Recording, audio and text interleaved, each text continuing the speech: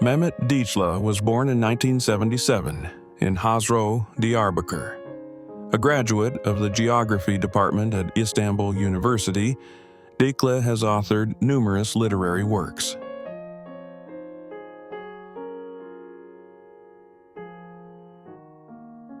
His debut novel, Berfa Sor, was published by the emerging Kurdish publishing house Asus.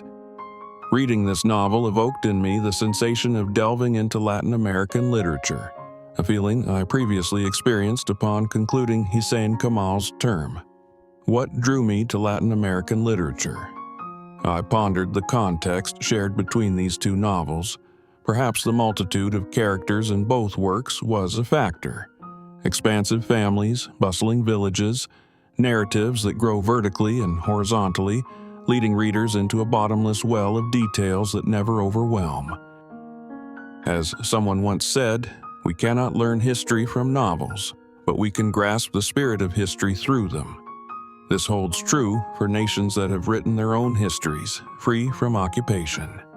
For a people whose history has been written by others, it is through the epic narratives of dengbêjs, didactic poems, our songs, and novels that we capture the devil in the details and remember. In his first novel, Dicle excavates the mineral-rich soil of his homeland, unearthing the wells of trauma. He descends bravely, confronting and guiding us through these depths. We witness a harmonious blend of language and fiction, paving the way for readers to bear witness. The characters and their dialogues serve as the diary of a nation, transcending the rhetoric of fiction to reach the rhetoric of truth. Gregory Justanis refers to literature as the diary of a nation. Will readers a century from now understand the present-day Kurdish people through our novels?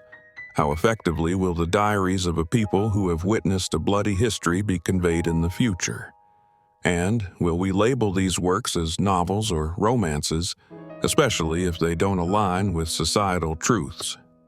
Berfa Sor offers readers a profound journey to explore this question. We read the diary of an ancient town. His novel, Dicle, portrays an era, perhaps one he lived through, heard about, or witnessed. Who can deny that the events depicted aren't part of our lives?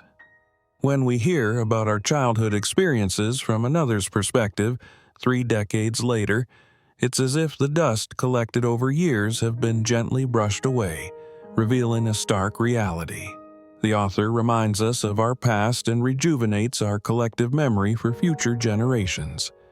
Indeed, literature is the diary of a nation. Let's return to the city of Asus and read together the announcements made via megaphones. Those whose names are read must leave the district within 24 hours. We've lived this reality repeatedly in our lands. For those in power, exile wasn't sufficient. Let's also consider what the remaining residents endured. The curfew will be lifted after 6 o'clock. These sentences from the novel represent just one of many incidents. The only variable here is time. The outcomes remain consistent: death, torture, exile, and being held hostage in prisons. Our recent experiences attest to this. Berfa Sor serves as a document from 30 years ago, a note for future generations. In Dicle's Asus, a fierce battle rages between occupiers and resistors. The author uses the imagery of fire to depict this struggle. One evening, a fire ignited on Mount Dicle. New Ras arrived. Then the fire spread to the mountains surrounding Asus. Soldiers rained bullets on the fire in the garrison's yard.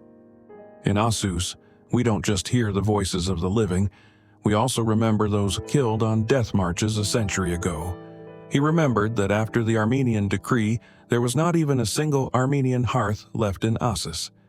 Behri Beg had transformed the cemeteries into vineyards. The author continues, reminding us of the name changes following the Armenians' departure. The Armenian fountain became the Mirler Fountain. Perhaps the plight of Asus's people can be encapsulated in the saying, "Don't take the curse of the oppressed, it will come back slowly but surely." The dialect spoken in Asus transports us to Hazro. with expressions like Z and Usin. Dicle successfully concludes the novel's narrative, preserving the authenticity of his characters and their speech. He intertwines the reality of Asus with myths and legends, introducing angels, demons, and fairies. Let's read about the conditions in Asus from the novel. The news of Hako's death exploded within the hospital. The remaining glass doors shattered. The uniforms of the village guards from the plains were soaked in mud and blood. Some kicked the walls, others banged their heads against them, while some, collapsed, rolled cigarettes with bloody fingers.